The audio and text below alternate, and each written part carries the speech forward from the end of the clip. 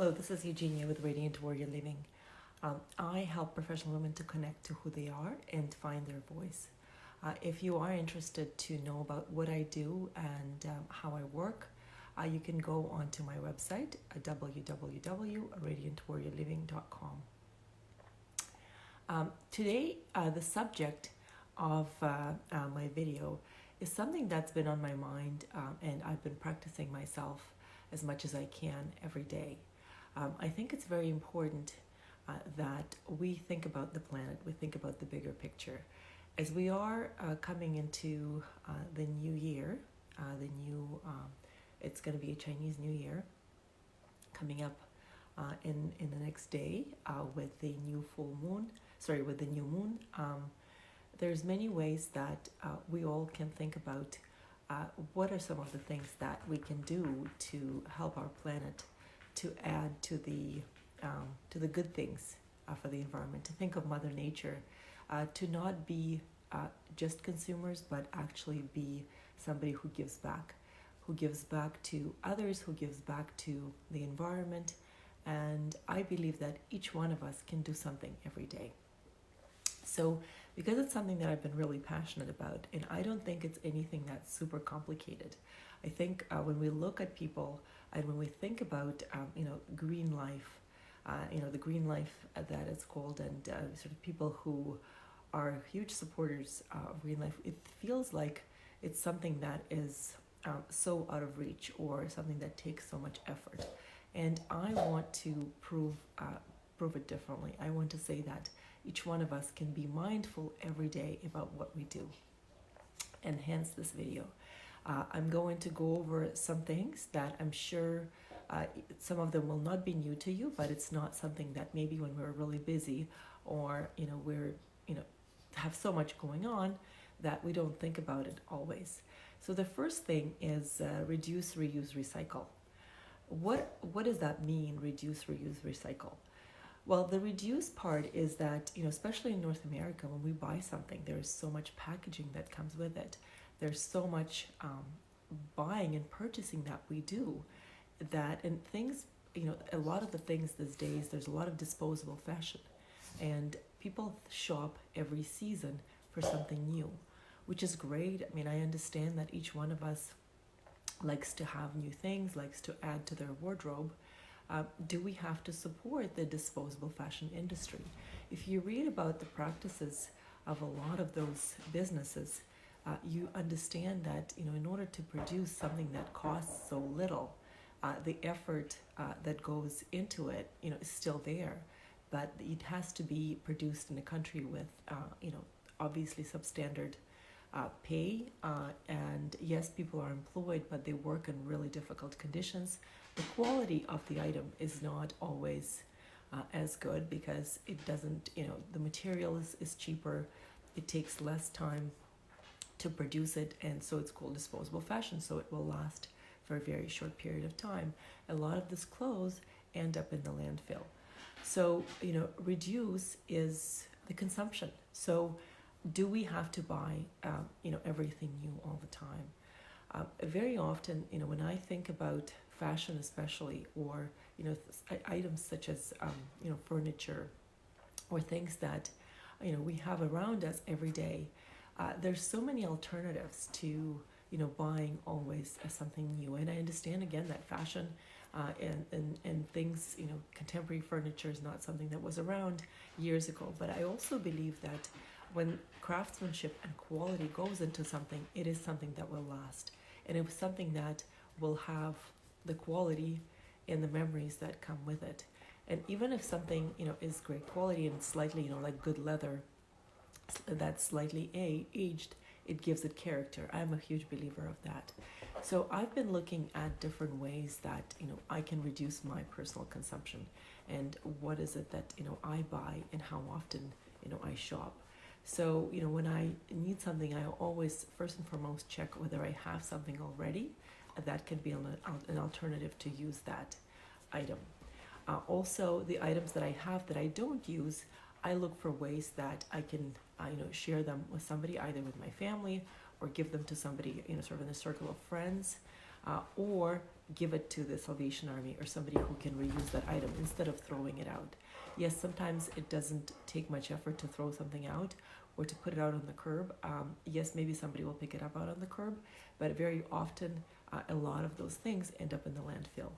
There's been a case not too long ago here in Toronto where a store disposed of clothing for kids, and somebody found it. It was in the dumpster, and that was all going into the landfill. Considering that, even in Toronto and a lot of other cities, people need clothing, and a lot of people would have been happy to take it and use it. The store never offered it to anybody. So, that's just one of the examples of what happens and how we can be more conscious about being sustainable and mindful about how we consume and what we do with the stuff that we have, and how we can recycle by giving it to others or giving it to a store that will find somebody who would want it. Of course, for broken items and for things like that, it's not always easy. So there's different ways that one can think about how you can reuse or reduce that item. So I understand that's still a challenge. Mind you, I always look for ways, I read about all these different new things that come up where items can be recycled or something can be made out of them. I find that there's quite a few businesses now who focus on taking old, for example, flannel pajamas or old leather and redoing it into purses, making bags out of it, making other things, as well as sort of creating other items. I know someone who redoes, takes old flannels and makes things out of those. So I think there's always ways that we can at least find an alternative, or at least try to find an alternative for something that we're no longer using, so that it doesn't end up in the garbage. Also, when we are looking at buying something, it's about how long will this item last me? Is this something that's necessary? I find when we support, we all have a vote as a consumer into what we buy and where we spend our money. So when we become more conscious and more mindful, and we start thinking of the bigger picture, not about how much money we save, but also the businesses that we engage with and that we buy from, it's important to understand how those businesses practice and their way of doing business and what they do, as well as whether they're recyclable, sustainable practices, and supporting the businesses who are paying a little more but are more conscious about the environment.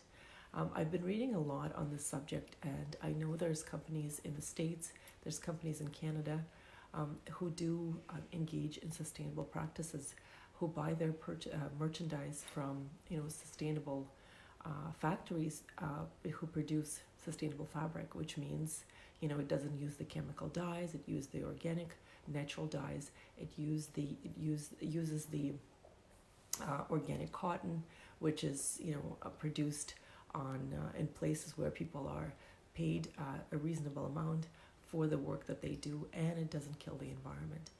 So it doesn't have a huge footprint on the environment. So it's looking into those, and they cost a little bit more. But if you start becoming more mindful, first of all, I find that when you're a little more mindful and you actually think about, do I really need this? Do I really want this? It becomes a different decision. I find that decision is driven more from a place of not wasting, but also thinking through it. So it's connected to a much more different motivation, which allows you to truly think about the decision that you're making and how it has a ripple effect on everything that you're doing, and how it has a ripple effect out in the world on other people. And so when we slowly start implementing this in our lives, we'll realize that our decisions actually influence things that happen with the environment, which in turn I think will make each one of us feel good about the fact that we have some control about what happens around us and what happens to our planet, what we're leaving for our kids, our grandkids, and their kids. So reduce, reuse, recycle, finding ways to not buy a lot of plastic, drinking water that is not doesn't come in a plastic bottle, using those refillable water containers. Those are available everywhere, and installing a filter in your home is always helpful, and being able to have that filtered water, or tap water. There's a lot of places it is very safe to drink. In North America, it is very safe to drink tap water. In Europe, I know it's very safe, and it's great quality water, and it tastes amazing. So there's many ways that on a daily basis we can become so much more mindful of what we're doing, ensuring that we are sorting the garbage and what we're throwing out every week. That we are very thoroughly sorting through that to allow for the proper stuff to be recycled. Also, when we go shopping, grocery shopping, I find that I always try to have those bags, those canvas bags, or bags in the car that I use and I take to the grocery store. They're large bags, and they allow me to not use the plastic bags. I mean, I understand there's times when you forget and you have to use plastic bags, but I also find that the more we are conscious, so having something like that with me allows me to grab it. First of all, it's a lot more convenient to carry because they have proper handles, and I can put it on my shoulder if it's something really heavy, versus carrying all these bags, plastic bags that usually cut into your hands, and I can carry it to the car, or I can carry it home in a bigger bag. It's so much better. I also find that sometimes I challenge myself to walk to the store versus taking a car. I don't know if it's a possibility for everybody, but it allows, first of all, the exercise, and second of all, the carbon footprint. So the more obviously we use our cars, the more emissions there are. So if you do have long distances that you drive, I mean, that's there's no options, but is there anything you can do that's a lot healthier? Can you take your bike, or can you walk places? As well as how much electricity does your home, and how much water do you use?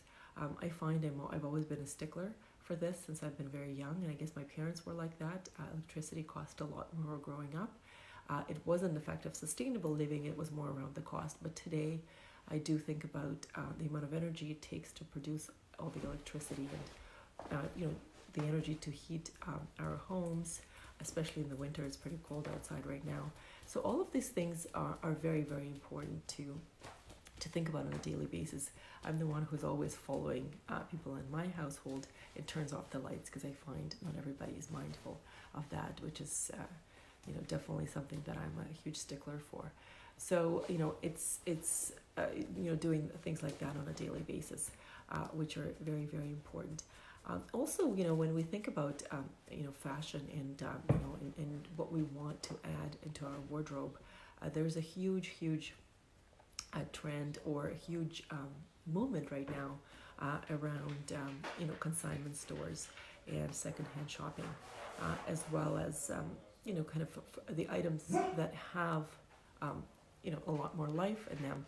People are now into vintage shopping, thrift shopping, and that's definitely a trend, as well as it is something that is connected to the sustainable living. So what I'd like to talk about is ways that you can find the consignment stores where you can take your items, but also potentially find things for yourself that you might actually enjoy, instead of supporting the fashion industry, especially the disposable fashion industry, and allowing yourself to kind of see the quite a huge selection of consignment stores or second-hand boutiques that have items that are slightly worn, or new items that people have bought and haven't used, that are sold at a fraction of the price. So think about that, and it's actually fun to go sometimes for an adventure shopping, and you never know what you can find. What I find though is that a lot of these items have been made much better quality, 15, 10 years ago, 20 years ago, and have actually sustained themselves and look really good, much better than something that you can buy today. Because I find that the quality of items very often is not the same. So, what is it that you can do on a day-to-day basis to allow yourself, and to practice more sustainability? What are the ways that, how do you consume food? How often you buy something? How much meat do you eat? Because, meat definitely produces, there's a lot of issues with people, with the meat industry today. So I've made my decisions when I realized that I was seeing things out there that were, very hurtful to animals, and I decided that instead of just being upset about it, I'm going to do something. So really this video is about the fact that each one of us has control over the decisions that we make. Yes, we cannot control everything around us, but we can control the decisions that we make on a day-to-day basis. So understanding that and making decisions based on what you think is right and what you think is good for the environment, and understanding that each one of us is connected to the bigger picture. So whatever we can do on a day-to-day basis will affect what's going on. And if you think about it, if that word spreads and everyone is really thinking about the environment and understands that we have the ability to change things and each one of us can do something, that can make a huge difference out there in the world. And I believe that. So it's really seeing how we are connected to this planet, and that each one of us can make decisions according to what's best for the bigger picture, and see how that can really change what we do and how we live our life every day, and being more mindful and having the awareness of our life and the decisions that we make, and showing our children and our grandchildren that they also can do the same. Even the small kids, can do certain things and help their parents to understand that each one of us, again, and that's something that can be instilled from the childhood, that respect for the environment, that respect for others, the respect for the bigger picture, and understanding that each one of us can do something. I think it's a very empowering thing, and I'm hoping that you have certain practices that you already use in your day-to-day life, and maybe this video will allow you to think about what else you can do to make this world a better place, and finding ways that we can give back to Mother Nature, because it's been giving us so much. Thank you very much for listening, and I wish you a wonderful day.